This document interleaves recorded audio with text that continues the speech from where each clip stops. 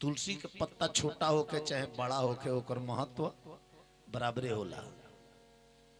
लड़का जाके कहले जाते तारा बाबूजी के गला में राजा परीक्षित सांप डाल देले बड़े, तो क्रोध में आके क्रोध में श्रृंगी ऋषि समझ लेना गंगा जल उठा के श्राप दिले, हे राजा परीक्षित हमरा बाप के अपमान के लिए बड़ा सर्प डाल के गला में श्राप देता नहीं कि आज के 7वां दिन 7वां पहर में तारा के तक्षक नाग डसी और तहार अकाल मृत्यु हुई। जब लौट के अइले घरे कुटिया पर ई बात जब समिक ऋषि सुननी कहनी कि अरे बेटा ई का कइलो, ओइसन महात्मा राजा के तू अकाल मृत्यु के श्राप धलो। अरे जो महात्मा होता है, जो गुणवान, जो धनवान होता है, उसका तो सात्विक मृत्यु होना चाहिए। मृत्यु में कई प्रकार के मृत्यु होला, मृत्यु में कई प्रकार के मृत्यु होला। एगो सात्विक मृत्यु होला जौन भगवान के भजन करते ई शरीर छोड़ दिहल जाला।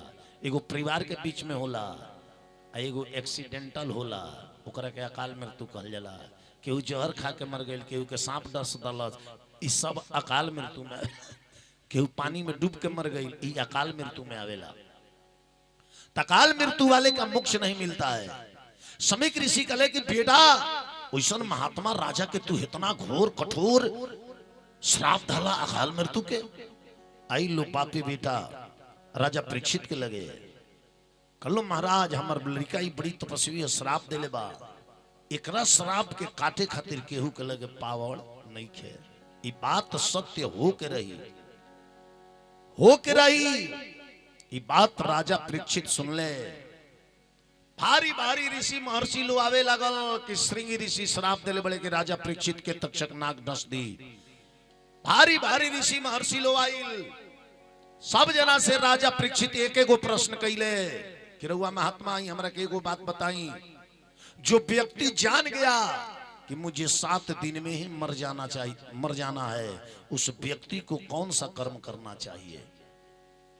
गंगा जी के तट पर कुछ के चटाई बिछा के राजा परीक्षित बैठ गईले। 88,000 ऋषि लो आइल, सब लो से एक एगो प्रश्न कैले, लेकिन वो प्रश्न के जवाब केहू ना दिया, केहू ना दिया। भाई 11 दिन समय रही तो कोनो जग के अनुष्ठान हो जाई, केहू कहे 9 दिन समय रही तो जग के अनुष्ठान हो जाई, लेकिन 7 दिन में इका होई है? एक एगो प्रश्न राजा परीक्षित पूछी कि आप लोग यही बताइए कि जो व्यक्ति जान गया कि मुझे 7 दिन में मर जाना है, उस व्यक्ति को कौन सा कर्तव्य करना चाहिए। केहू जवाब ना दिया। पहले वही जा वेद व्यास जी के सुपुत्र श्री सुखदेव जी महाराज हाथ में कमंडल लहले, सूचना मिलल, सभा में पहुंचल बानी। सुखदेव जी महाराज के देख के राजा परीक्षित दंडवत प्रणाम कैनी, कुश के आसन धनी बैठे के हाथ जोड़ के कहने की धन्य भाग जे रौरा सन महात्मा हमरा पास चल के अइले। आखिर राजा परीक्षित के लगे कोनो धर्मात्मा ला कारबार रहे तबे नु साधु संत लो चल के उनका लगे जाओ। अगर रउआ से मिले खातिर कोनो संत चल के रउरा दरवाजा पर अइले त और सौभाग्य बा, और सौभाग्य बा। अगर संत रउरा यहाँ प्रसाद पाल हले त और परम भाग्य बा। ध्यान दी।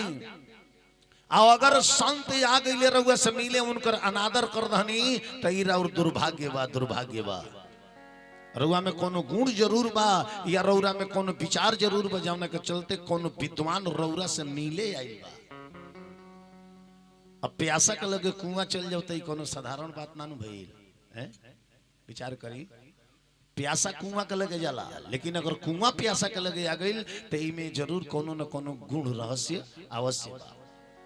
तो सुखदेव जी महाराज कुआं, ज्ञान के कुआं, अब प्यासा के राजा परीक्षित। तो देखिए प्यासा के लगे स्वयं ज्ञान के कुआं चल के सुखदेव जी महाराज आ गए। राजा ऊंच आसन धले, कुछ के आसन पर बैठौले।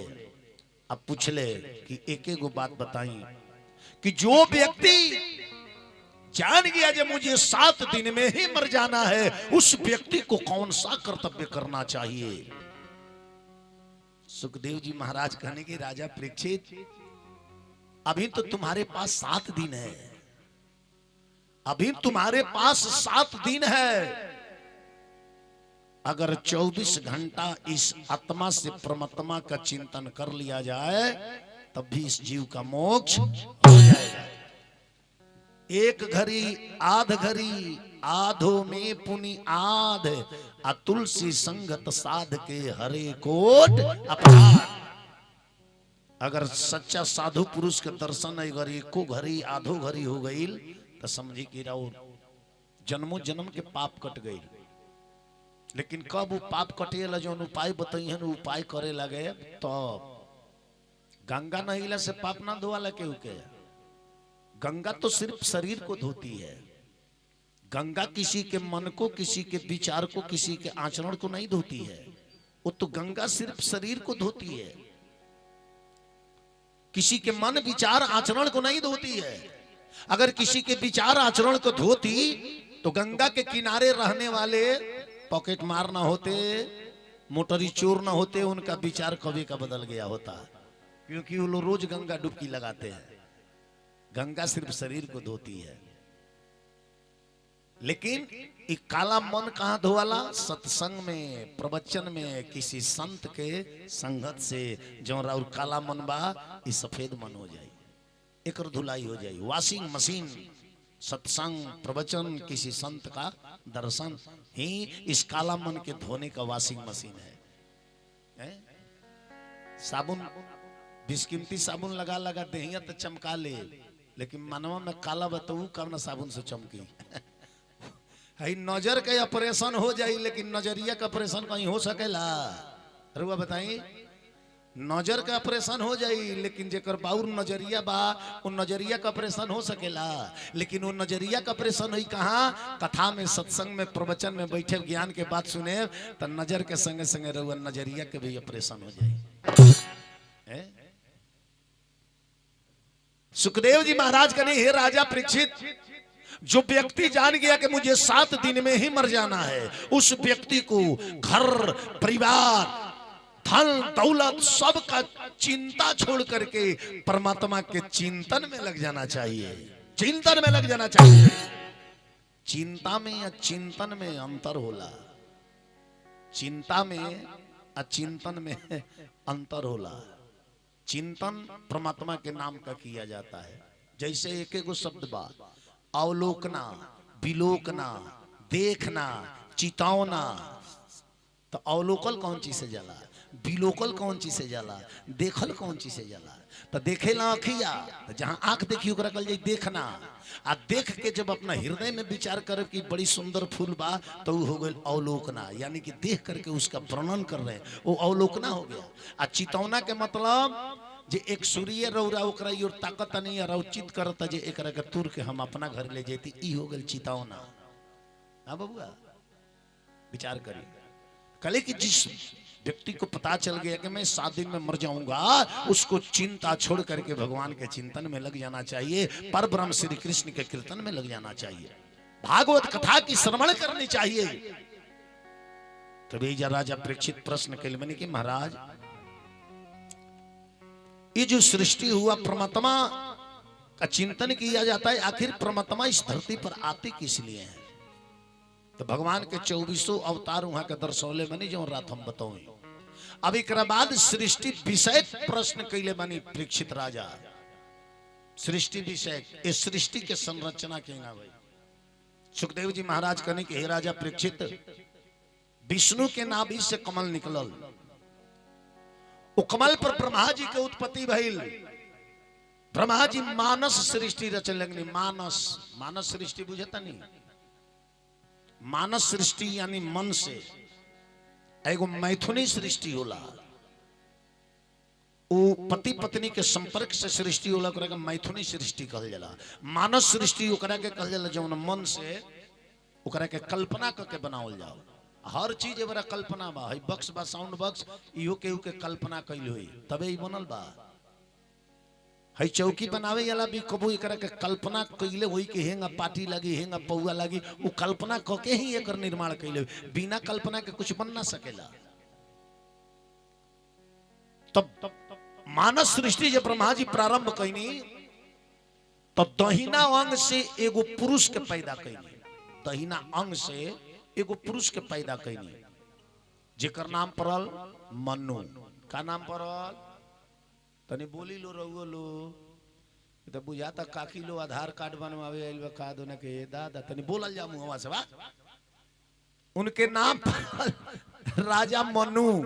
अब पाया वंश से एगो स्त्री के प्रकट कैनी ब्रह्मा जी, जेकर नाम पड़ल शतरूपा। का नाम पड़ल? शतरूपा। रउआ लो बोले अब काकी को तरी सतुआ शतरूपा नाम पड़ल, शतरूपा। दहिना अंग से भइले उनकर नाम मनु, बाया अंग से एगो स्त्री प्रकट भइली जेकर नाम पड़ल शतरूपा। परस्पर अब यही जरूर से केहू प्रश्न कर दे कि पूजा पाठ में स्त्री के बाएं काहे बैठावल जाला, तो वो बता सकिले। सनातन धर्म कहीं तो अपना धर्म के बारे में जानकारी रखे के चाहे। बाएं बगल काहे बैठावल जाला? ऐसे कि बाया अंग से स्त्री के प्रकट कैले रहले ब्रह्मा जी, बाया अंग से शतरूपा। यही जैसे सृष्टि नर नारी के प्रारंभ भइल। आ दहिना अंग से पुरुष राजा मनु के प्रकट कैले। विचार करी, लेकिन बियाहवा होला नु तो में हेर फेर पंडित जी लोग करेला, बाएं से दहिने कह देला बादवा में। बाएं से कि मैंने ये बरले तारा बाएं रलिया, अब बियाह हो गए के बाद अब तारा दहिने बहिए दहिए। तू कहबो जे पनीर बनी तले के जना आज मशरूम बनी, तारा दहिने ही बही। विचार करी। अब परस्पर विवाह करा दहनी, तब मनुष्य शत्रुपा के परस्पर विवाह भइल, तब मनुष्य शत्रुपा के संतान के भइल। मनुष्य शत्रुपा के दूगो लड़का भइले, प्रियव्रत और राजा उतानपाद। दूगो लड़का भइले, प्रियव्रत और राजा उतानपाद। आ 3 गो लड़की भइली, केकरा? मनु और शत्रुपा के 3 गो, देवहूति, आकुति और परशुति। तो देवहूति के बियाह भइल कदम ऋषि से, जेकर लड़का कपिल भगवान रहले। आकुति के बियाह भइल रुचि प्रजापति से, जेकर पुत्र यज्ञ भगवान हों जौन यज्ञ करावल जाला। आ परशुति के बियाह भइल केकरा से? राजा दक्ष से। तो दक्ष के कर लड़का रहले, उहो ब्रह्मा जी के लड़का रहले। उनकर उत्पत्ति पैर के अंगूठा से भई रहे। नाभि से नारद को, पीठ से पुलस्त्य को, नेत्र से अंगीरा को पैदा किए ब्रह्मा जी। भौहें से भृगु को, अंगूठा से दक्ष को इस दुनिया में पैदा किए ब्रह्मा जी। 10 गो मानस पुत्र पैदा किए। अब देखिए ब्रह्मा मनुष्य रूपा जब रहे लो, इलो सोचल कि अपना पुत्री के विवाह कर दिया जाओ। तीनों पुत्री सियान हो गई, देवहूति, आकुति, प्रसूति। तो जेकरा घर में बेटी सियान होले नु, ओकरा बाप से पूछी जो ओकरा दिल पर का बीतता। ओकरा रात रात भर नींद ना आवेला कि कहाँ से बिटिया के शादी हुई, कहाँ से संपत्ति आई, कहाँ से धन आई। रात रात भर की चिंता सतावेला। विचार करिए, बेटी के शादी के लेके जितना बाप के चिंता रहेला ना, उतना परिवार में केहू के चिंता ना रहेला। अब मनुष्य रूपा भ्रमण करत जाता लो, तले कदम ऋषि तपस्या में रहनी देखल लो, तो कहल कि बड़ी योग्यमान पुरुष बड़े, इनके संगे देवहूति के विवाह कर दिया जाओ। जाके प्रस्ताव रखलो, कदम ऋषि स्वीकार कैले। आ वो देवहूति के विवाह केकरा से भइल? कदम ऋषि से। कदम ऋषि से जब देवहूति के विवाह भइल, तो एगो लड़का भइल लास्ट में, जेकर नाम पड़ल कपिल भगवान जी। अपना जोग दृष्टि से राजा सगर के 60,000 लड़कन के भस्म कर देले रहले। आ वो देवहूति के 9 गो कन्या भइली। 9 गो। कगो कन्या भइली? 9 गो। अब बताई रहुआ, अब रहुआ बताई कि वो कदम ऋषि के 9 गो कन्या हो गई, फिर भी अन्न धन सोना चांदी लुटावस लोग के। जगो कन्या जन्मसन अन्न धन लुटावस। कैसन समय रहे कि बेटी घर में जन्मे तो अन्न धन लुटावस। एगो एहू बेरा के समय बा ए बेरा के समय बा, अगर घर में बेटी जन्म ले ले तो ओकरा बाबूजी के मुंह की ताकि ना बुझाई जे फेनाइल के गोली खा ले लगे। का भइल बा? बेटी भइल भी बुझाता जे इनकरा के काटो थिया है। अरे बेटी में और बेटा में कोई अंतर नहीं होता है। विचार करिए, बेटी न होती तो ये सृष्टि न होता। बेटी से ही सृष्टि है, बेटी न होती तो सृष्टि न होता। प्राकृति के स्वर्ग भूमि पे विस्तार पड़ा है नारी का, जल के ऊपर पहले पहल प्यार पड़ा है नारी का। नारी को नहीं दुर्बल जानो, नारी आदि भवानी है, नारी दुर्गा नारी लक्ष्मी, नारी ही चंडी रानी है। सत्यवान को मिली थी नारी, नया जीवन अपनाया था, चरण पकड़ के तुलसीदास ने गुरु मंत्र बनाया था। नारी पे लुट गए कौरव, कृष्ण दिए पांडव के साथ, दशरथ जी तन छोड़ चले, समझ न पाए नारी के बात। अगर बेटी न होती तो ये सृष्टि न होता, बेटी से ही ये सृष्टि है। ध्यान दीजिएगा हमारे वचन पे। अब बता रहल बानी सुखदेव जी महाराज कि यही जैसे ही वंश चलल। अब आगे अरौरा प्रशिष्ट में अनुसुईया जी के कथा सुने के मिली, लेकिन जमन उनकर बड़ पुत्र रहले, मनु शत्रुपा के बड़ पुत्र जेकर नाम रहे उतानपाद। उतानपाद राजा के दूगो औरत रहली, दूगो औरत रहली। एगो औरत के नाम रहे सुनीति, आ एगो औरत के नाम रहे सुरुचि। तो सुनीति जवन रहली वो बड़की पत्नी रहली, सबसे बड़। आ सुरुचि जवन रहली तो प्रेम विवाह रहली, प्रेम विवाह सबसे छोटकी रानी। तो राजा उतानपाद के सबसे ज्यादा प्रेम अपना छोटकी रानी से रहे। आ छोटकी रानी बड़ा दबदबा रखस, ऐसे भी लड़का के बियाह कहीं गिर के ना करे के चाहिए। राजा वो बियाह प्रेम विवश गिर के कैलर ले सुंदरता पर।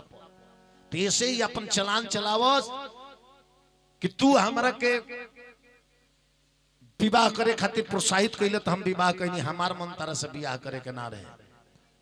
और रउल से कहे कि रिश्तेदारी भी कभी करब तो अपना बरोबरी में करब, बेटी के भी शादी करब तो अपना बरोबरी में, ज्यादा हाई फाई में मत जाए।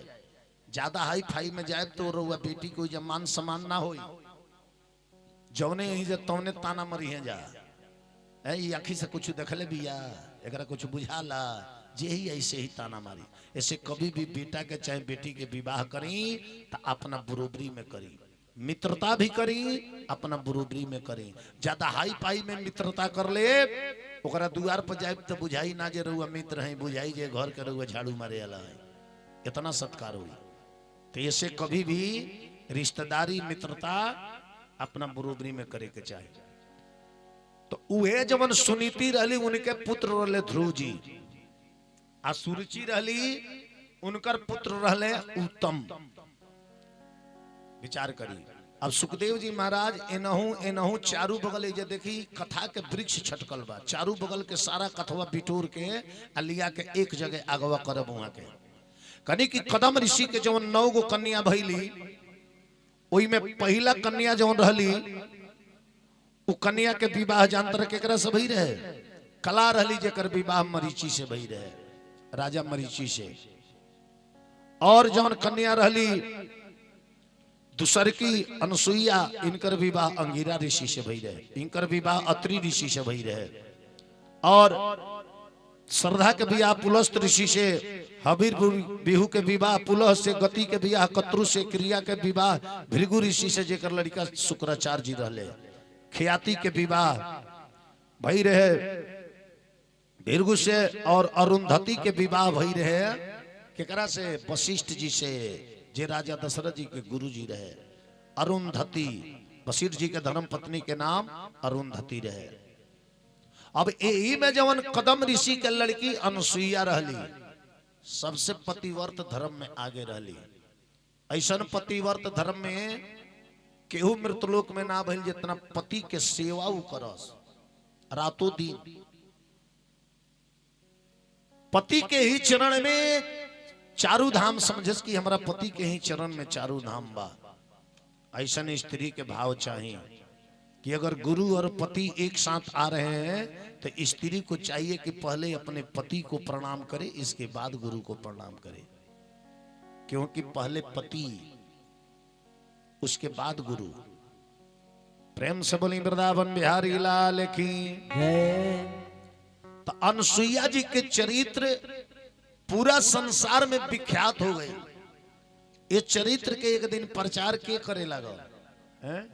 नारद बाबा। अब नारद बाबा इतना झगड़ा लगावे में केहू आगे ना रहे। ये घर का झगड़ा वो घर है, वो घर का झगड़ा ये घर है। अब नारद जी देखनी कि सती जी, लक्ष्मी जी, सरस्वती जी ये घड़ी बड़ा शांत भाव में रहता लो। नारद जी सोचनी कि रह तनी आग लगावे दो जे तनी येहू मंडली में खर मंडली मचे। एक दिन नारद जी घूमत घूमत चल गए कहवा, सरस्वती जी, लक्ष्मी जी आ सती जी स्नान करके बैठा रहनी लो, अपना अपना धाम के गईनी लो। तले नारद जी मौका पाके पहले कैलाश पर्वत पर पहुंचल बड़े। अरे नारद बाबा बीड़ावा बजाई तोहरी गुण गाई नोरा। नारद बाबा बीड़ावा बजाई तोहरी गुण गाई। अरे नारद बाबा बीड़ावा बजाई तोहरी गुण गाई नोरा। अरे रहिया चले ले मुस्काई तोहरी गुण गाई नोरा। रहिया चले ले मुस्काई तोहरी गुण गाई। अरे रहिया चले ले मुस्काई तोहरी गुण गाई नोरा। रहिया चले ले मुस्काई तोहरी गुण गाई नोरा। कैलाश पर्वत पर पहुंचल बानी नारद बाबा। नारायण नारायण नारायण। सती माता देखनी तो कनी नारद ए घड़ी कैलाश पर नहीं खावत, आखिर कहाँ रहता रहो, कहाँ रहता रहो। नारद जी सोचनी बढ़िया मौका बा, रह ये घर में आग लगावे दो। नारद जी कनी माता जी ए घड़ी एने ओने घूमल हम छोड़ देले बानी। सती जी कनी का है, नारद जी कनी ये घड़ी हम मृत्युलोक में रहता नहीं, मृत्युलोक में रहता रहो का है। नारद जी कनी माता जी एगो बड़ी सुंदर चरित्र, रात दिन वह चरित्र वे हम दर्शन करतानी। सती जी कहली कि कौन चरित्र हम मृत्युलोक में कि तू दर्शन करता रह, तू तो भगवान के दर्शन करे वाला हुआ। कहली कि महाराज वो चरित्र में हमरा साक्षात भगवाने नजर आवता नहीं। कौन चरित्र? नारद जी कहनी कि मृत्युलोक में एगो नारी बाड़ी जेकर नाम है अनसुईया। हमारा तो बुझाता जे ओइसन पतिव्रता तीनों लोक में देवी देवता में केहू के स्त्री हईले नहीं की। और तेने सती जी के मन में डाह जागल। एगो मेहरारू के सामने दूसरा मेहरारू के बुराई करे नु तब बुझाई जे करे करेजा में एकदम बॉयलर फिट हो गई, एकदम थाई थाई जोरता का हो। आ तो इतना ना वो पति सेवा करतारी। अरे महाराज चूल्हा की ओर ताक देता रही तब सारा व्यंजन बन के पति के सामने आ जाता। अरे माता जी छोड़ी ना। एक दिन उनका पति के पियास लगल, गंगा जी दूर रहली, आंगनवे में गंगा जी के प्रकट कर दहली, अब पानी भर के अपना पति के दे दहली। हमारा बुझाता जे तीनों त्रिलोक में अब ऐसा नारी केहू नहीं खे। अब तो सती जी के भीतर करेजा में जलन होता कि हमारा सामने एगो मृतलोक के साधारण नारी के आके बड़ाई करता रहे नारद। अब सती माई के खूब जलन होता। जब जलन होके लगल तो नारद जी कनी के भी जैसे सरक आग सुनू गई बा, धधके के पहले भाग चले जैसे। अब नारद जी वजह से सरक गई, वजह से कहीं नहीं कहवा क्षीर सागर में मैया लक्ष्मी जी बैठे रहे। मैया लक्ष्मी जी से कहीं नारायण नारायण नारायण। लक्ष्मी जी कहीं नारद कहाँ रहता रहे घरी लौकत नहीं खा। नारद जी कहीं माता जी एक घड़ी एने ओने घूमल छोड़ दे बनी काहे। आते घड़ी मृत्युलोक में रहता नहीं काहे, कोनो विशेष बात बा? कहले हम माता जी अरे मृत्युलोक में एगो नारी बाड़ी जिकर नाम है अनसुईया जी। आह ना पति सेवा करतारी, रात दिन उनकरा सेवुए के हम दर्शन करतानी। ओइसन पतिव्रता नारी तीनों लोक में केहू हइले नहीं कहे। अब इन्हें लक्ष्मी जी के करेजा में जलन होके लगल कि हमारा सामने आई मृत्युलोक के नारी के बड़ाई कइले बड़े। आई एकदम परफेक्ट बात बा। औरतें पर ना ये बात मर्दों पर लागू होता। अगर रउआ अपना मेहरारू के सामने दूसरा औरत के बड़ाई करी तो ओकरा जलन होई, वही रौरू जलन होई। अगर राउर मेहरारू रौरा मुंह पर दूसरा मर्द के बड़ाई करे तो रौरू करेजा में जलन होई कि ना होई?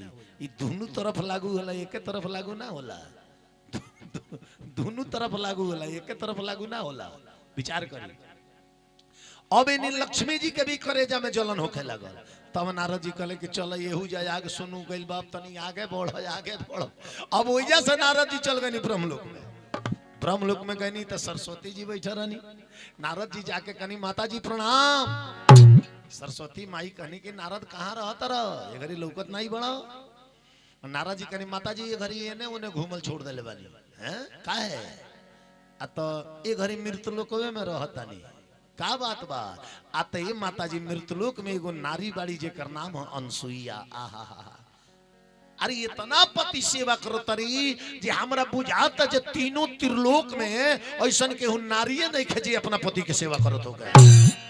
अब सरस्वती जी के करेजा में जलन होखे लागल।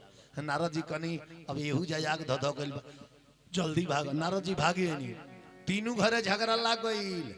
एने पार्वती जी जाकर कोप भवन में पड़ल बानी। सती जी कोप भवन में पड़ल बानी। एने लक्ष्मी जी कोप भवन में आओ ने सरस्वती जी जाकर कोप भवन में पड़ल बानी।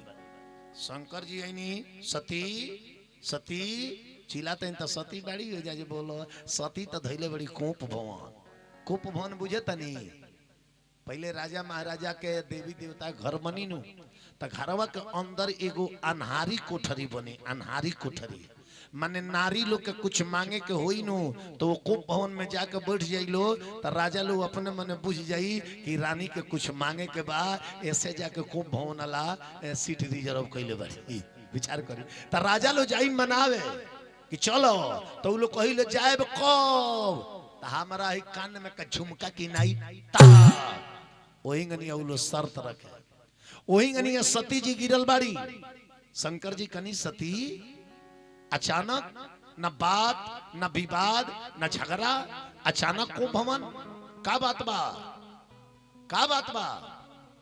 सती जी कनी बताई हमरा और सेवा ना करीले।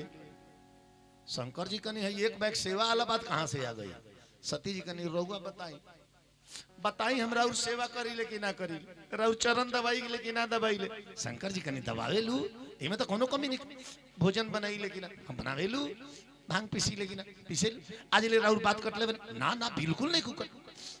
तब नारद आके कहत ले कि तीनों त्रिलोक में अनसुईया ऐसन के नारी है। शंकर जी कने कि ओ नारद आई रहे हैं।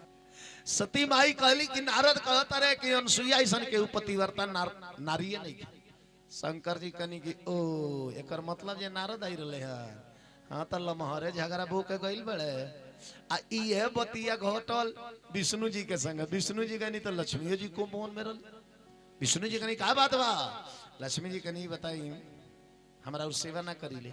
अच्छा ये बताई हमरा ऐसन के सेवा करेला हम परमानेंट रहुआ गोड़वे तो रहबे करीले परमानेंट रहुआ गोड़वा दाबते रहीले अब हमरा ऐसन के सेवा करेला। विष्णु भगवान कनी कि तारा ऐसन तो केहू सेवा ना करेला तू तो सबसे आगे हऊ हरदम चरणीय दाबत रहेलू। कहली कि नारद आई रहे कहत रहे कि अनसुईया ऐसन तीनों त्रिलोक में केहू नारी है। विष्णु जी कहने की नारद आई रहे हैं जाए नारद हमरो घर ना छोड़ ले गई इहो घर लपेट दल। अभी यह बतिया घटल सरस्वती जी के संग। सरस्वती जी को भवन में बानी तले ब्रह्मा जी गई नहीं का बात बा। सरस्वती जी कहने की बताई हमरा और सेवा ना करीले करेलू के कहता कि तू ना करेलू। नारद आई रहे हैं कहते रहे कि अनसुईया ऐसा तीनों त्रिलोक में केहू नारी है नहीं के। ब्रह्मा जी कहेंगे नारद आई रहे हैं जाए नारद अपनो घरवा ना छोड़ लो अपनो घरवा में झगड़ा लगाइए दल तू। अब सती जी शंकर जी से कहली कि अनसुईया का परीक्षा ले वही के बाद आई ये बतिया लक्ष्मी जी कहनी विष्णु जी से कि अनसुईया का परीक्षा ले वही के बाद आई ये बतिया सरस्वती जी ब्रह्मा जी से कहनी भल्लक छो जा परीक्षा लेबे के बाद जो कितना पतिव्रत सेवा करत है। तीनों घर में एक झगड़ा तीनों घर में एक FIR। अब एने शंकर जी चलल बनी अनसुईया के परीक्षा लेवे जाके एगो पत्थर पर बैठल बनी पहाड़ पर तले विष्णु जी भेटा गईनी। शंकर जी कनी रउआ के ने विष्णु जी कनी कि हम एगो मामला में चलल बनी कामना मामला में आ तो अनसुईया जी के परीक्षा लेवे के। शंकर जी कनी तब तो इहे मामला हमारो बा परीक्षावे वाला मामला हमारो बा आ तले थोड़ा ही देर में ब्रह्मा जी आ गईनी।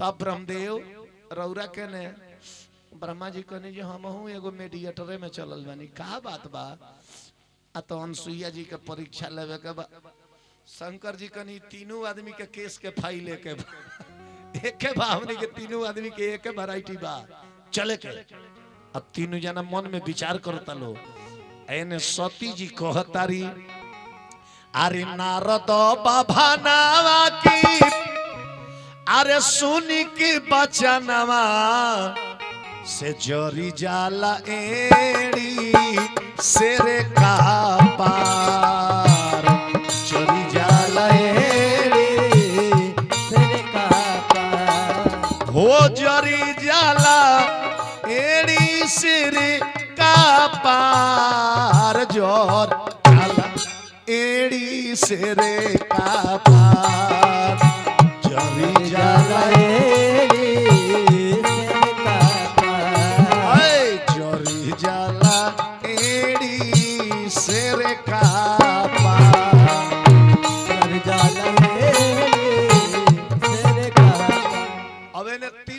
इकट्ठा हो गए के सती जी सरस्वती जी लक्ष्मी जी अब एक लगे बैठ गए लोग का है ध्यान देव हमरा बात पर अगर एक लाइन से 3 गो क्वार्टर बा आ तीनों क्वार्टर में 3 आदमी परिवार अपन अपन लेके रहता रहे आ वो घर के तीनों जना पुरुष लोग कहीं अगर चल गए बाहर तो घर के तीनों जनी घर नहीं लोग एक लगे बैठ के लागी बतियावे तू कगो दौरी बीन ले बाड़ू के हम 15 गो बीन ले बाड़ी तू कगो बीन ले बाड़ू आ तो हम अगला महीना में 16 गो दौरी हमनियो के भोजपुरी में गजब लोग नाम धरेला है जौन डलियावा बहु कर लोग भोजपुरी में कहला दौरी कहाँ दौरी जी एक दर पर ध देव साल भर ना हटाए तो पेनिए सर जाई आ ओकर लोग नाम धैले बा दौरी कहाँ दौरी है विचार करिए साइकिलिया हाकल जाला जौना चाइनवा से चलेला ओकर लोग नाम धैले बा चैन अब बताई उ चैन में रही तो साइकिलवा एको डेग बढ़ी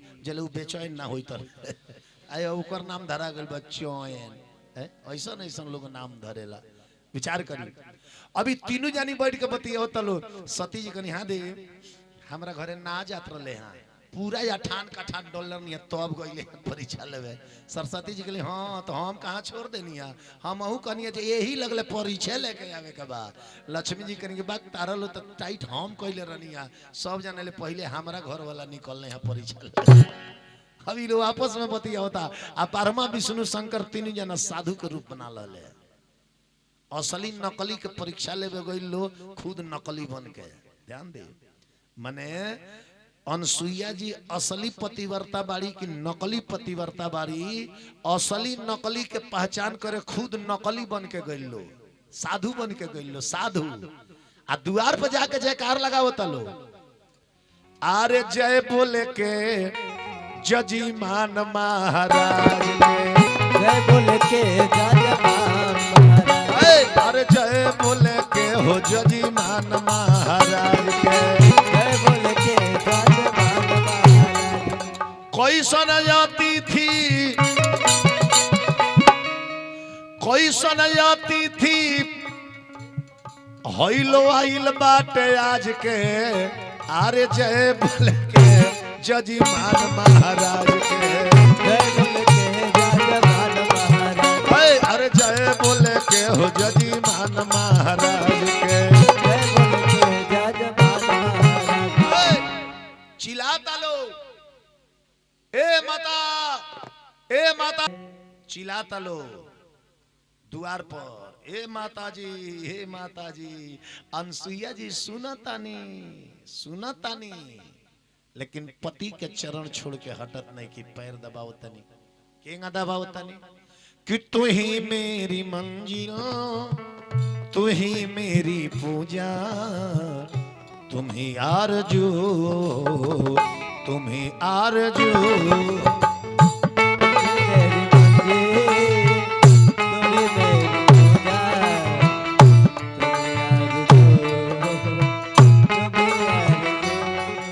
खूब प्रेम से पैर दबाओ तरी अगर केहू के पैर दबावे रहुआ बैठ गई नीनू तो तब तक ले पैर दबाई जब तक ले व्यक्ति कह ना दे कि बस हो गई अब रहे दो जा आराम करो तले पैर छोड़ के हटे के ना चाहिए आ कितना जानी बाड़ी ये दादा जब पति कहन के तने गुड़वा दा बना दो जो यहाँ झटका है दो चार हल देवे तब कहें जानता नहीं दुकाहे दो ना साझा ही हमरो कपड़ा टोना कते बा पति देव कहें जे ठीक बा कपार टोन का त जाय आराम कर उ लो जबरदस्ती छुट्टी लेके जाला लेकिन अनसुईया जी प्रेम से पैर दबाओ तरी आ उठ के जात नहीं की तले अत्रि ऋषि सुन ले अत्रि ऋषि सुन ले तो कहले कि अनसुईये जाओ कोई दरवाजे पर आया है अतिथि देव भव अतिथि देवता का स्वरूप होता है पहले यह न मानल जाओ अतिथि देव भव इबरा गावे गावे जग होता 10 गो 20 गो लोग बुला लेता अपने रात भर मच्छरदानी में लोग सुतता अब बाकी लोग के रात भर मच्छर काटत रहो हाँ अपने घरे खाइल जाई ओरिजिनल मसाला के पॉकेट आइल बोलो रामलीला लादा है ना 2 नंबर पैकेट लिया का मसाला के खाओ लो जे लीवर डैमेज को जल्दी अरे महाराज आप जो खा रहे हैं अतिथि आया है तो सोचिए कि हम इससे भी बढ़िया चीज दे कि वो जाए तो नाम लेके हाँ हम फलाना जगह गए थे तो बहुत बढ़िया स्वागत हुआ था कहीं कहीं तो हम जाइए हमारा 2 नंबर सामान मिले तो डायरेक्ट वापिस कर दिले ले जाइए आप लोग दोबारा मांगने नहीं जाते हैं अपने पॉकेट से मंगा लेते हैं लेकिन हम तारे यहाँ 2 नंबर खाई बनी 5,000 रुपया ना कमाए वजह का 12,000 लीवर में लगवाए दवाई ओकरा लीवर बजे 200 का निम्न ना किन के खाए तो मांगने भी नहीं जाते हैं हमारे में यही क्वालिटी है आज तक मुंह खोल कर नहीं कहते हैं कोई आकर पूछता भी कोई कमी है तो सब कुछ है कमी जो बुझाई तो अपन लोग से मंगा लिए ना तो आके देख ले कमी बुझाई ले ले तो ठीक बा वो अगर खाए जोग बा तो न तो 1 रुपया मसाला का पॉकेट भेजता रह जा वो में आधा लकड़ी के भूसी रहता और खैले रह जवान एक पंपी से नहवावल गल तब जाके एक तबियत ठीक हुई प्रेम से बोले वृंदावन बिहारी लाल की जय।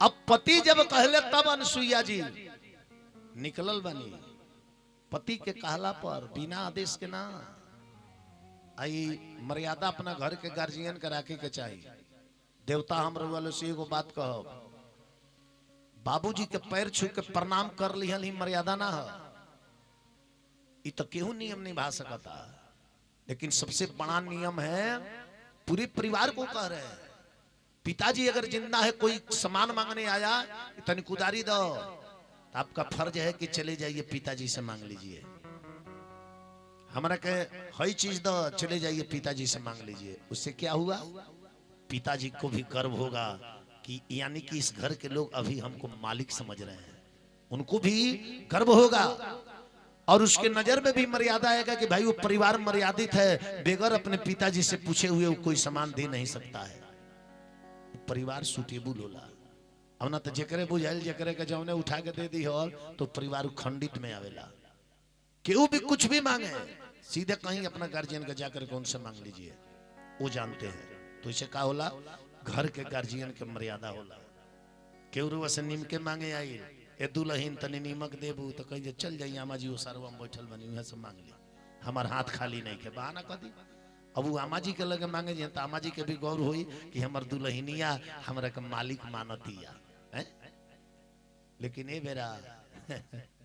बेरा बहू कम आवता लो बहू रानी ढेर आवता लो बहू आई घर में कम दहेज लेके हिसाब किताब में बरोबरी में बियाह करे न तो बहू आई सास ससुर के सेवा करी इज्जत करी आ खूब दहेज लेके 8 लाख 9 लाख बियाह करे न बहू ना आई है वो बहू रानी आई है जब साजी कहन के बहू तनी 2 रोटी न सेक दो वो कहे प्लीज डिस्टर्ब मत कीजिए नहीं तो मेरा सीरियल बहक जाएगा अब बुढ़ियों बैठ के रोटी बने है ना वो बैठ के मोबाइल में सीरियल देखी तो बहू रानी है केहू के कहल माने लालो ना विचार करी अब अनसुईया जी जब गेट पर आईली तो सबसे पहले विष्णु जी के मुंह से निकलल अरे माई हो तनी भोजन करा दो माई हो तनी भोजन करा अरे माई हो तनी भोजन करा दो माई हो तनी भोजन करा दो पानी पियासल पहले पानी पियासल पहले पानी पिया दो माई हो तनी भोजन कराई दो माई हो तन भोजन कराई दो अरे माई हो तनी भोजन कराई दो माई हो तन भोजन कराई दो। आ नाश्ता में का चाहिए अरे बालू के हलवा हो अरे बालू के हलवा तू बना के खियाई दो माई हो तनी भोजन कराई दो माई हो तन भोजन कराई ओ माई हो तनी भोजन कराई दो अनसुईया जी कनी साधु बाबा महात्मा जी सबे प्रणाम। आप लोग थोड़ा देर विलंब कीजिए, मैं बालू की हलवा भी खिलाऊंगी, भोजन भी खिलाऊंगी। तो मैं शंकर जी कनी की सुन ले माते, भोजन कई प्रकार का होता है। एक राजसी भोजन होता है, एक साधु शाही भोजन होता है। का साधु बाबा? एगो राजसी भोजन होला, एगो साधु शाही भोजन होला। तो राजसी भोजन में साधु शाही भोजन में का अंतर बा? साधु शाही भोजन में लहसुन प्याज नहीं पड़ता है, उसमें जितने लोग हैं एक साथ बैठते हैं और 101 जयकारा लगाकर तब उसको पाते हैं। साधु शाही भोजन में हम बैठल बनी, बाप हो बापा मुआ मंदिर पर 100 जना साधु बैठे रहे, वही में हमने के 5 जना के बैठा दिया। खीर पूरी चलल एकदम गरमे गरम भाप फेंके, आ जब लागल जयकार मनावे गइल 45 मिनट तले पाला होके एकदम ठंडा गइल सब। अब 101 जयकार बोलला के बाद तब साधु बाबा कहते रहे अब भूख है। हम कह जो अब का हो कहीं पूरी घींचलो से घींचाता गरम आई रहा एकरा के साफा ठंडवा नहीं रहुआ। तब से कान धलन से बिहान भइला से साधु लोग पात जब उठ जाऊ नु तब हमनी के खाई जाई सो। अब पहला दिन तो साधु साहिए में पड़ गए कपारे हाथ धइले रहले, खाओ जे भूल जाए तई कह जे बे लोग कह जाए कह जे बे कतना देरी होई विचार करी। तो साधु शाही भोजन जो बनता है ना माते, तो उसमें शरीर पर वस्त्र नहीं होना चाहिए। अभी भी उत्तर प्रदेश गोंडा बस्ती है ना साइड में चल जाए तो वहां भी इतना चाहे कोई भी भोजन करने से पहले जो वस्त्र पहने उस वस्त्र को उतार देते हैं। सिर्फ कमर में वस्त्र रहता है, वस्त्र उतार कर भूमि पर बैठकर पलस्ती मार करके अभी फूल के बर्तन में खाते हैं, पीतल के बर्तन में खाते हैं।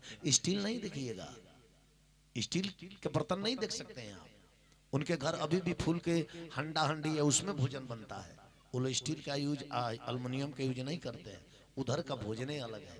और उधर का पूरा परिवार पहले पुरुष वर्ग एक बार भोजन कर लेंगे, उसके बाद स्त्री वर्ग एक साथ बैठकर भोजन करेगी। ऐसा भाव है वहां का। यही जा ऐसा भाव बा कि मरद खा लिए तबे खाए, उ तो चीखही में आधा पेट हो गई जाए, नीमक बाकी ना बा। अब आवत रहस 12 बजे ले भूख थोड़े लगी। तो वो पति के नु इंतजार कइल जाला जे सात्विक होके। अब मान तनी केहू जाके जुए में बैठल हो कहे यहाँ 2 बजे रात के, तो 2 बजे रात ले वो रोटी लेके बैठल ना रही, वो खा के आराम करी। तो अगर ऐसा नियम बनाना है तो आप भी नियम पर आ जाइए, क्योंकि किसी को सुधारने से पहले अपने आप को सुधारना पड़ता है। आप यदि चाहते हैं कि मेरी पत्नी मुझको रोज उठकर प्रणाम करे, तो पहले आप उठ करके अपने माता पिता को प्रत्येक दिन प्रणाम कीजिए। वो समझेगी कि इस खानदान का नियम है तो नियम को निभाएगी। अब तू माई बाबूजी के गोरी ओकरा कहबो जो गोड़ लाग तो कहिया ले लागी, जइया ले डेराती आ जइया वो ढीठ हो जाई नु गोड़ लागल बंद कर दी। ध्यान देवे के बा। तो किसी को सुधारने से पहले अपने आप को सुधारना पड़ता है ना। तो खुद गलत राह पर बानी या दूसरा के सही राह पर लिया के चाहे तो कदापि ना आ सकेला। कि उस सुधारे के पहले अपने आप के सुधरे के परेला। हम माता जी लो से भी कहे है नौकी दुल्हनी है बरे के खराब नहीं खींचान, कुछ रहुए लो अपन सिद्धांत बदली। पतोहिया के रहुआ बेटी मानल शुरू करी ना बहने से, देखी जो रहुआ का माई मानती है कि ना। लेकिन ये लो बेटी पहले मानी तब नु बेटी हेती चुकी गलती करती है वही जा फोन आवता तो बुढ़ियो कहतरी अच्छा जाए दी लइके नु बिया तनी समझा बुझा के राखे। आ पतोहिया हेती चुकी गलती कर देती या जले टोला भर पसार नहीं खी देत तले एकरा पेट में के पानी नहीं के। तो तू पतोइया के बेटी समझो, ओकरो गलती के तू क्षमा करो, तनी कहियो नमक तनी ढेर डालल तो का हो गई, ओ दिन मत खा, ओ दिन उपासे बुझिया जे तेरस बुकल बानी। लेकिन टोला भर कहे के का हो, केहू के बेइज्जती करे घूम के तो ओकरा रीस बरेला। बैठ के समझाओ कि बबनी हेतने नमक डालेला ना बबुआ। अब हमरे मई बड़े बेंजू वाला खाना बनावे ले बना देस नु तो की तो ये कही है आना तो गाय के नाद में डाला ला, यही सही करे हम नहीं खे कहले बाबू तू चोरी चोरी तक जाइबे मत करिए। कहले जे सब बुझा जाला नीमकवे हमरा ना बुझाला, आ हाथ पर लेके नीमक डाले के चाहिए झीलिए से हेंगा हेंगा डाले तले हाड़ा है भबक जाला वही में। प्रेम से बोले वृंदावन बिहारी लाल की।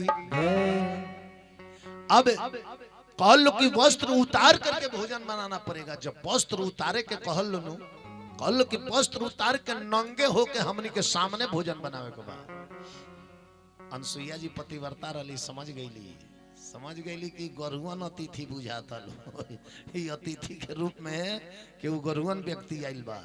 अनसुईया जी कहली कि सुनिए संत जी, ये आत्मा परमात्मा की है, इस शरीर पर मेरे पति का अधिकार है, इस शरीर पर मेरे पति का अधिकार है। जब तक इसमें प्राण है इस शरीर पर मेरे पति का ही अधिकार है।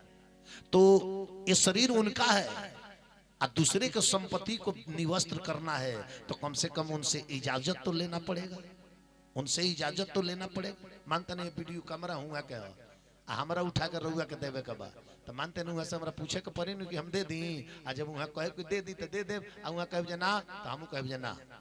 कहीं जी पति का अधिकार है शरीर पर तो कम से कम पति से तो इजाजत ले लेने दीजिए।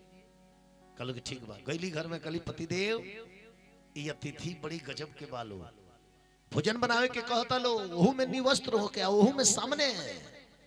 अत्रि ऋषि हंसे लगे, नहीं कहीं अनसुइये तुम तो खुद ज्ञानी हो, समझ जाओ किसी क्या है, करना है। पतिव्रता नारी समझ जाती है कि किससे किस तरह की निपटना है। कोई पुरुष अगर आपकी बड़ाई कर रहा है कि आप बहुत सुंदर लग रही हो, बहुत अच्छी लग रही हो, तो उस पर खुश होने की बात नहीं है, उस व्यक्ति से सचेत रहने की बात है। कोई कह रहा है बिना मतलब का कि आप बहुत सुंदर लग रही हो, आप अच्छी लग रही हो, आपके जैसा सुंदर नहीं देखा, तो उस पर खुश मत होइए, उस व्यक्ति से सचेत रहिए, क्योंकि उसका नजर उसका सोच बहुत गलत है। बहुत लोग जाला वस्त्र कीने, वस्त्रालय अलग कर दिला, भाभी जी हई सड़िया ले ली, बड़ा अच्छा लगे, तुरंत उसको डांटिए, तुम कौन होते हो मेरा सेटिंग लगाने वाले, तुम कौन होते हो, तुम दुकानदार हो, बेचो चुपचाप, मेरा सेटिंग देखने वाला तो खुद देखेगा जे मेरा सेटिंग कैसा है। तुम कौन होते हो कि भाभी जी तरफ हो ये अच्छा लगी। किसी को बोलने का असर आप देते हैं तभी वो बोलता है, और तुरंत उसके बोलने का असर समाप्त करिएगा तो दोबारा बोल नहीं सकता है। इसलिए अपने आप को मजबूत बनाकर इस दुनिया में रहना है तो मजबूत बनाकर हृदय को रखना पड़ेगा। प्रेम से बोले वृंदावन बिहारी लाल की जय। कल की किससे किस तरह निपटना है अनसुईया तू जानती हो, जाओ। अनसुईया जी समझ गई, आ गई। कली जे चली लो कुटियवा में चली लो, अरे कुटियवा में चले लो तब तो भोजनवा बनी है, दुआरवा पर नानू बनी, कुटिया में चली लो, वही जब वस्त्र उतार के हम भोजन बनाए।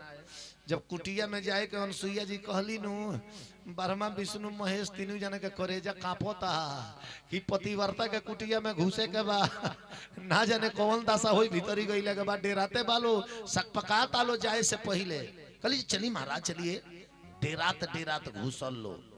जब घुसल लो नु तो पहले बालू के हलुआ खिया दली, पानी पिया दली। कहली के भोजन बनावे के बाद निवस्त्र होके के बाद, तो स्त्री दो ही व्यक्ति के सामने निवस्त्र होने में लज्जा नहीं करती है, एक पति के सामने और एक नादान जो 6 महीना का बालक है उसके सामने वो शर्म नहीं करती है, क्योंकि उसके पास कोई भी ज्ञान नहीं है।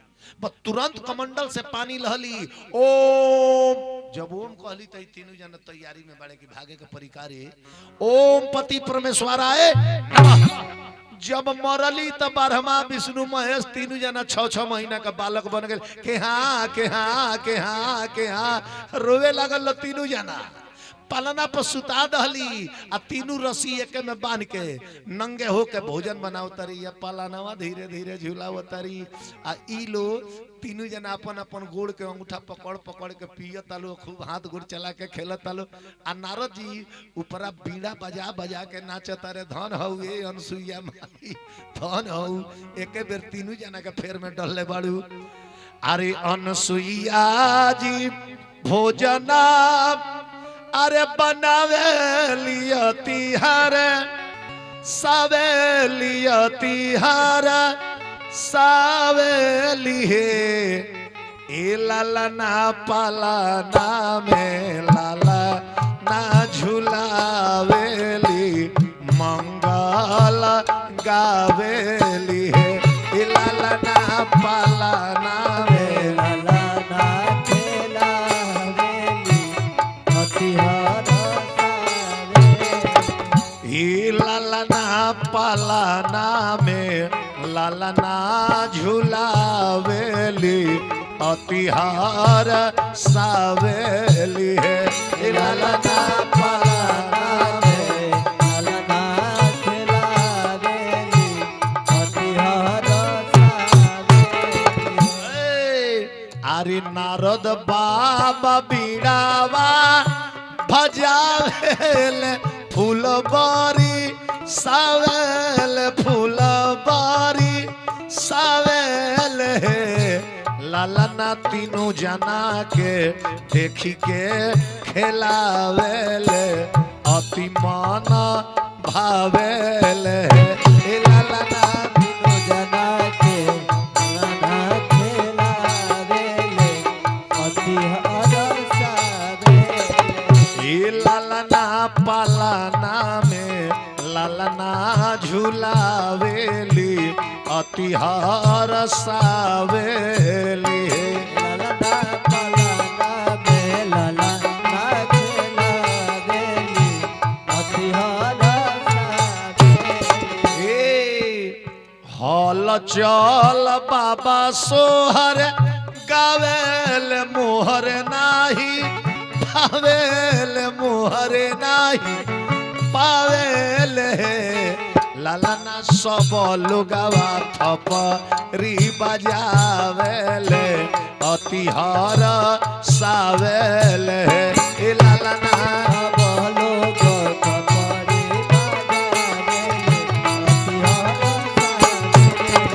लालना पालना में लालना झुलावेली अतिहार सावेली लालना पालना में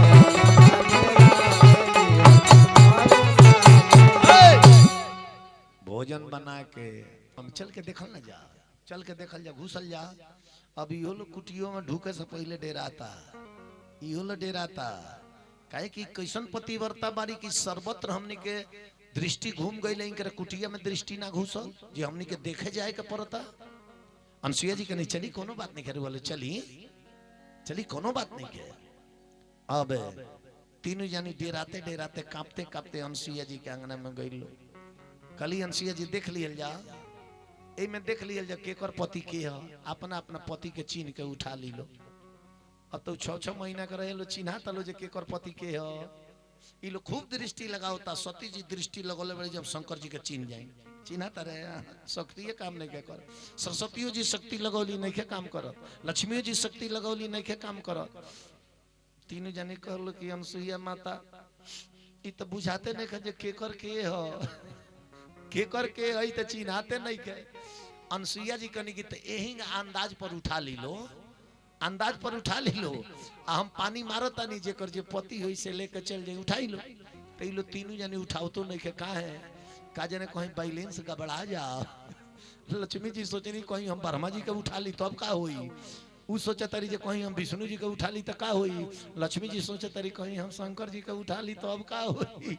ई लो भुलानी में पड़ल बा। अरे भुलानी में परल बालो तीनों जानी, भुलानी में परल बालो तीनों जानी, भुलानी में हो, भुलानी में हो, भुलानी में परल बालो तीनों जानी, भुलानी में परल बालो तीनों जानी भुलाने में पड़ल बालो तीनों जानी। तन को न सकती काम करे भगती तन को न सकती न काम करे भगती। तन को न सकती हो काम करे भगती अरे अनसुईया जी के पलानी में अरे अनसुईया जी के पलानी में परल बालो तीनों जानी भुलानी में परल बालो तीनों जानी भुलाने में पड़ल बालो तीनों जानी। अय भुलानी में परल बालो तीनों जानी भुलाने में पड़ल बालो तीनों जानी। अय ध्यान देवे के बाद पार्वती नाही भोला के चिन्हली पार्वती नाही भोला जी के चिन्हली। ए लक्ष्मी नाही हो अरे विष्णु के चिन्हली लक्ष्मी नाही विष्णु जी के चिन्हली। अरे सरस्वती परली परेशानी में सरस्वती परली परेशानी में परल बालो तीनों जानी भुलानी में परल बालो तीनों जानी भुलाने में पड़ल बालो तीनों जानी। हे भुलानी में परल बालो तीनों जानी भुलाने में पड़ल बालो तीनों जानी। है विचार करी तीनों जानी भुलानी में परल बालो केहू के शक्ति काम नहीं के कर ना केहू के काम नहीं के कर अब अंदाजे डेराते डेराते उठावल लो अब उठाव जौन होई तौन देखल अंदाजे उठाव तलो आज अभी पानी मरली तले लक्ष्मी जी देखत ई देखत रही कि हम तो शंकर जी के धइले बानी आ ऊ देखत रही कि हम तो ब्रह्मा जी के धइले बानी अब एक बेर पीछे हटल अनसुईया जी कहनी कि का भइल अतबाक भइल कौन सी बाइलेंस का बड़ाइल बा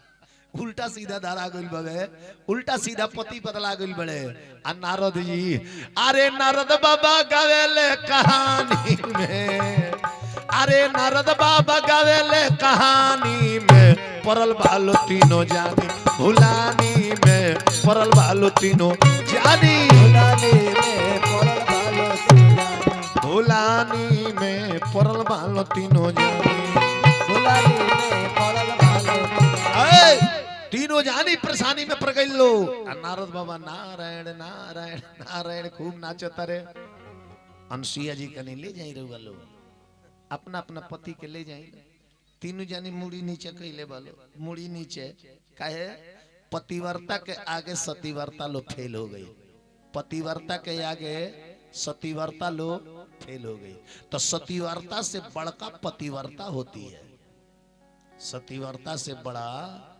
पतिव्रता होती है इसलिए अपने पति का सेवा मन कर्म वचन से करना चाहिए और पति का भी फर्ज हो जी अपने पत्नी का मान सम्मान मन वचन कर्म से करना चाहिए मान सम्मान पति के ही मान सम्मान बनाने से पत्नी का भी मान सम्मान रहता है अगर पति संस्कारिक है सुटेबल है अपने पत्नी को ध्यान रखता है तो उसके पत्नी पर उंगली उठाने से पहले 1000 बार लोग सोचेगा लेकिन जिसका गार्जियन गड़बड़ हो जाएगा जिक्रे जौन बुझाई तौने कह के चल जाएगी तो इसलिए वो अर्धांगनी है आपकी पत्नी आपकी अर्धांगनी आधा अंग की मालिक है तभी में से आधा अंग और काटल जब तरु दर्द होके कि ना हो कामना शास्त्र में लिखल बा कि पति बीमार पड़े तो पत्नी सेवा करे अब पत्नी बीमार पड़े तो पति सेवा ना करे ऐसा बात नहीं होना चाहिए अगर पत्नी बीमार पड़ गई तो पति को भी उसका साथ नहीं छोड़ना चाहिए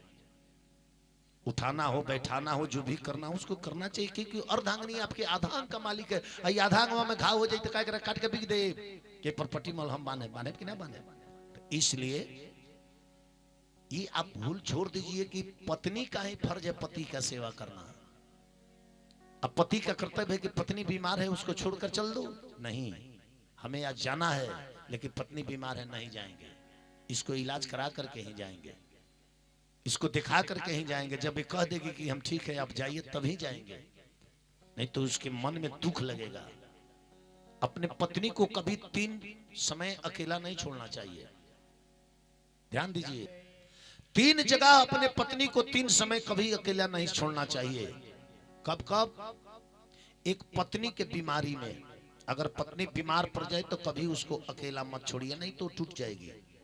दूसरा, अगर समाज आपके पत्नी पर कलंक लगा रहा है उस समय पत्नी के साथ मत छोड़िए, पत्नी के साथ समाज से लड़िए और अपने पत्नी को न्याय दिलवाइए। तीसरा, अपने पत्नी को किसी गैर पुरुष के साथ कभी अकेला नहीं छोड़ना चाहिए, वो खास अपना रिश्तेदार ही क्यों ना हो, अपने पत्नी को किसी गैर पुरुष के साथ अकेला कदापि नहीं छोड़ना चाहिए। और पत्नी का भी फर्ज है कि पति को 3 समय अकेला मत छोड़िए। कब? तब पति बीमार पड़ जाए तब, और पति के गरीबी में। पति अगर गरीब हो जाए अचानक किसी कारणवश, उस समय उसका साथ नहीं छोड़ना चाहिए, नहीं तो पति टूट जाएगा। उसको साथ दीजिए कि चलिए हम दोनों मिलकर मेहनत करेंगे, कमाएंगे, आप चिंता मत कीजिए, तो वहां पति को थोड़ा साहस मिलता है। और तीसरा, अपने पति को कभी अगर कोई आकर दरवाजे पर मार रहा है, लड़ रहा है, वहां पति को अकेला नहीं छोड़ना है, उसके साथ अगर काली का भी रूप पकड़ना पड़े तो पकड़ना है, अपने पति की रक्षा करना है। प्रेम से बोली वृंदावन बिहारी लाल की जय। स्त्री की 4 रूप होती है, 4 गो रूप होला, दुर्गा के, लक्ष्मी के, सरस्वती के, काली के। ये चारों रूपी लोग कब धरेला है? जब रउआ के केहू दरवाजा पर आके मारे लगल, रउआ अकेला बानी, हो जाई कर दुर्गा का रूप हो जाई। रउआ पीठी पर लाठी लेके खड़ा हो जाए, कहन के माई के लाल बतनिया के छू के दिखा दे, हो जा दुर्गा का रूप हो जाला। जाना बेर रउआ लेके एको पैसा नहीं के, रउआ सोचत नहीं कहां से बाजार हुई, तले टप दे डोलची में से निकाल के लिए नहीं का चिंता कैले बनी। रउआ बगलिया में से एक बेर के 200 निकाल के धैले ले जाए, थोड़े आलू गोभी ले ले, आई तीनों लइकवन के कुरकुरा के पैकेट ले ले, तो बेरा रुपया निकाल के दे दिए, हो जा लक्ष्मी के रूप हो जाई। जाना बेरा रउआ कोनो चिंता में डूबल बनी, अब बैठ के रउआ के समझावे ली, हो जा सरस्वती के रूप हो जाला। आ मेहरारू से यदि पाता कहनी होता, झंझट होता, आ वो पाता कहनी में यदि नैहर के बुराई कह दहनी, वो जा काली के रूप हो जाला एकदम। तो सब रूप का फायदा ले, काली रूप का फायदा मत ले। मेहरारू से झगड़ा होके ओकरा नैहर के कबो बुराई मत करे, वो झगड़ा में बुराई कहीं नहीं, जो 2 महीना वो झगड़ा सलटबे ना करी। हाँ, अरे वो खानदान में का कमी बा, अगर वो नहीं खे मालूम नो, रुआ खानदान में का कमी बा नहीं खे मालूम, तो रुआ अपना मेहरारू के एक खानदान के नैहर के बुराई कह दी, रुआ 4 खानदान के बुराई निकाल के दी, 4 खानदान के एक बेर फाइले बना दी, कई के लेके भोगत रहा। प्रेम से बोली वृंदावन बिहारी लाल की। सतीव्रता ले बड़का पतिव्रता होती है। तीनों जानी लौट के जब अपना पति के लेके आवे लगल लो, तो अनसुईया जी हाथ जोड़ के परमा विष्णु महेश तीनों जना से कहली कि रुआ कि इतना दिन हम बेटा बना के, पुत्र बना के पलना में खिलौनी है, तो हमारा ऊपर अगर रुआ खुश मनी दे, इहे प्रणाम दी कि रुआ तीनों आदमी हमार बेटा बन के आए, तीनों आदमी हमार बेटा बन के आए। तीनों जना प्रणाम दियल के हम आई, हमने के अपना अपना अंश से तहार पुत्र बन के आए जा। तो अनसुईया के गर्भ से तीनों जना जन्म लिया लो के विष्णु जी के अंश से जन्म लहले जेकर नाम पड़ल दातात्रेय भगवान, शंकर जी के अंश से पैदा लहले जेकर नाम पड़ल दुर्वासा ऋषि, ब्रह्मा के अंश से प्रकट भइले जन्म लहले जेकर नाम पड़ल चंद्रमा, जेकरा के हमने के चंदा मामा कहिले जा। तो चंदा मामा काहे कहिले जा हैं? वो चंदा मामा काहे हुआ? बाबू के मामा, बाबूजियों के मामा, दादू वही तो कहीं चंदा मामा, माइयों कही चंदा मामा, मऊगियों कही माने पूरा खानदान के मामा। मामा ऐसे हुआ कि लक्ष्मी है दुनिया के माई, सबकर माई है, आ लक्ष्मी के संगे चंद्रमा निकल रहे। चंद्रमा हुआ लक्ष्मी के भाई, तो माई के भाई का लग है मामा। तो लक्ष्मी तो सबकर माई है, बाबूजियों के माई है, माइयों के माई है, मैंने सबकर माई है, तो सबकर माई के भाई ममे न लगे हैं, यही नाते लोगों करे के कहला चंदा मामा। तो भोजपुरी में कहला लो, लेकिन कुछ लोग चंद्रमा उनकर नाम है, लेकिन चंद्रमा ना कह के चंदा मामा कह दे लो ना बबुआ, लेकिन सही नाम है चंद्रमा। चंद्रमा नु नाम है, अरे वो गाँव बड़े उनका नाम का चंद्रमा। प्रेम से बोली वृंदावन बिहारी लाल की जय। अब तीनों जानी हार गई लो, नारद जी आगे बढ़ले। अब कथा आ गई चौथा स्कंद तीसरा अध्याय। माने देवहूति के खानदान हम सुना दहनी। आकुति के बारे में बता देनी है कि आकुति के बियाह रुचि प्रजापति से भइल, जेकर लड़का जग भगवान भइले, जेकरा के जग पुरुष कही ले जा। अब जौन प्रसूति भइली, प्रसूति वो प्रसूति के विवाह भइल राजा दक्ष से। आ राजा दक्ष के लड़की रही सती। अब उस सती अपना बाबूजी के घरे जाके आत्मदाह करी है। काहे करी है, कामना कारण करी है। फिर उनकर आगे जन्म हुई। आ ओइजा से जौन उतानपाद प्रियव्रत के पुत्र बालो, इनकर कथा आज रात्रि में चली। तीसरा अध्याय चौथा स्कंद विचार करें तो ई कथा आज रात्रि में चली। आ परिपूर्ण कथा गावे में 3 घंटा समय लगी आज रात्रि में। आज जहां तक प्रायण भई रला तहां तक हम कथा बुलनी। काहे कि जैसे प्रायण करके आचार्य जी जाइले तो जब बताइले जे इतना अध्याय हम प्रायण कैले बानी, तो जितना अध्याय वहां के प्रायण कैले रहिले उतना के हम भोजपुरी में कह के अर्थ सुनाइले। आ वहां के संस्कृत हो जब बचले रहिले। प्रेम से बोली वृंदावन बिहारी लाल की जय।